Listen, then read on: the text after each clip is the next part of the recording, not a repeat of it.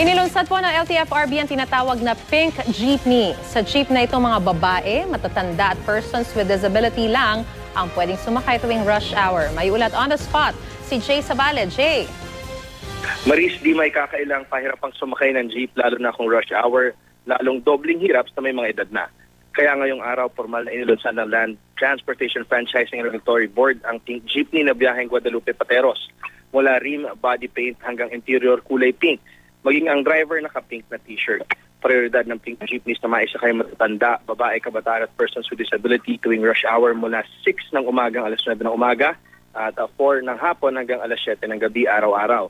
Nais pairalin ng naturang programa ang magagandang ugali ng Pilipino sa pagiging magalang sa mga nakatanda at pagiging maginoo. Pwede pa rin naman daw sumakay ang mga lalaki kung di naman rush hour. Nagsasagawa rin ng Pink Ice Bucket Challenge ang Pangulo ng samahan ng Pink Jeepneys. Ito ay upang hikayatin ng iba pang asosasyon ng mga jeepney na magboluntaryo din na maging Pink Jeepneys. Umaasa ang LTFRB na madaragdagan pa ang mga magboluntaryo ng Pink Jeepney maging Bus at UV Express. Maris. Maraming salamat, Jay Sabale.